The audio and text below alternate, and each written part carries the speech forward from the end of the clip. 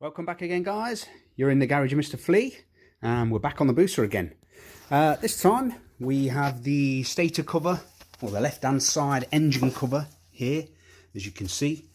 And common fault on a few boosters. Just run my finger under the edge there, look. Look at that, very, very slight oil weep, if you can see it. So, I've got a new gasket for it. We're going to replace that. It's just a case of whipping this fairing off to start with, so I can get full access to the cover, and I'll take you along with me, and you can see how it's done. Okay, left hand side fairing off, exposes all the cover, allows me to get to all the bolts.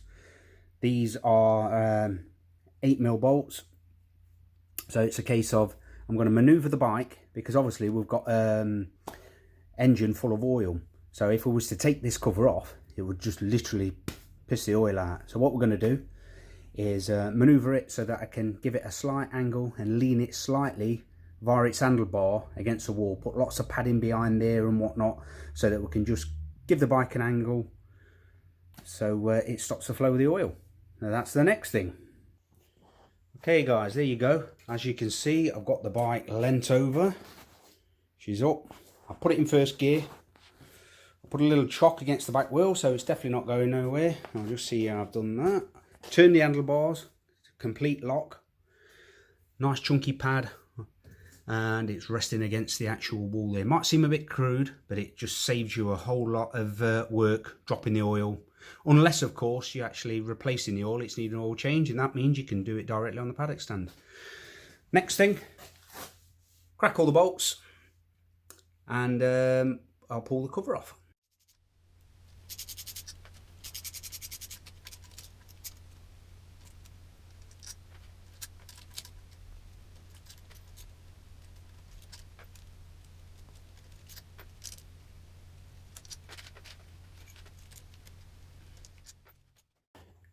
Okay, that's all the bolts out.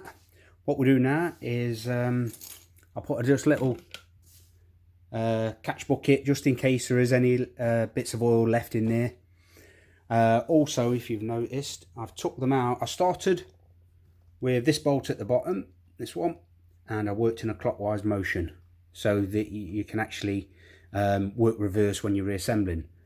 So I've just laid them all out, but as you can notice, all the bolts are the same size, so if you do get it wrong or you mix them up, it's no big drama.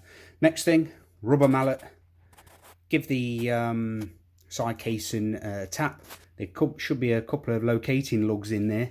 Now, sometimes you're a little bit of a stiff bind to get them out, but a little tap with the rubber mallet and just ease it off.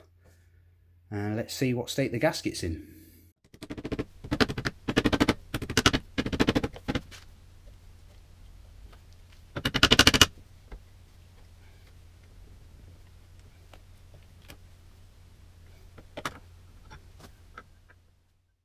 As you can see, a few taps and then a good wiggle, and it just eases the side casing off these two locating lugs there. Looking at the gasket, there's a chunk missing there, and it looks like it's just hardened, and yeah, it's definitely in need of a replace. So what we're going to do now is clean both surfaces up. So you see this there, I'm just going to take a loose Stanley blade and clean the engine face, and then we're going to take off this gasket, clean the face of that, and put the new gasket on.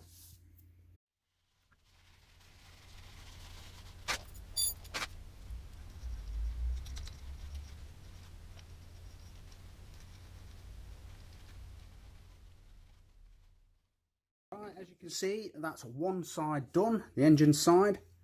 Like I say, try and keep the blade as flat as possible and just lightly go over the surface, just removing all bits of the old gasket.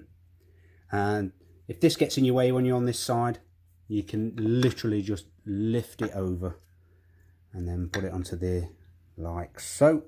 Allows you to work on this side there.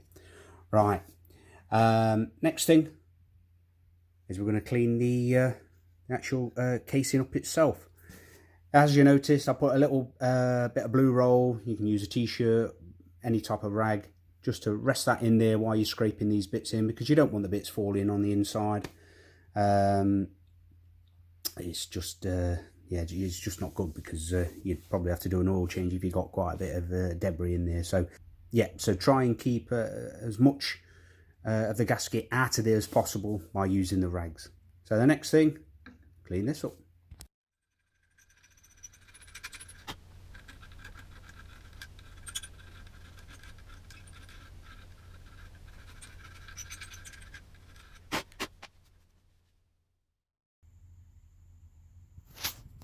Okay, that's both sides cleaned up, guys. As you can see, they're nice and shiny. Just be really steady with your actual blade. You can use both sides of this blade. You use the sharp edge, or you can use this flat edge here. Just so that when you scrape the actual casing, just keep nice and flat to the actual and square to the surface. You can slowly just edge into some of the old gasket if it's there, but just take it steady. Just you know, be methodical with it, bit at a time. Don't try and scrape into the aluminium. Okay, you've got both surfaces clean now, ready to go. What have you noticed?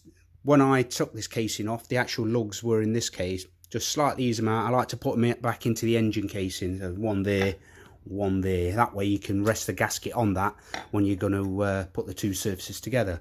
So this is a gasket.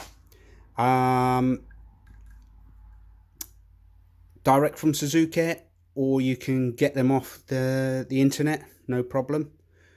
No need for any sealant or anything like that. They've got a nice little sealing strip on both sides. If you can notice the red section there, that's an actual sealing strip, so there's no need for any gasket glue or anything like that.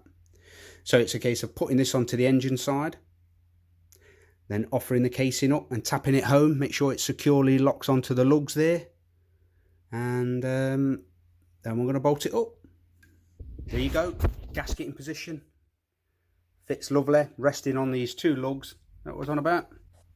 And that's a case of flipping the casing around, offering it up, tapping it home.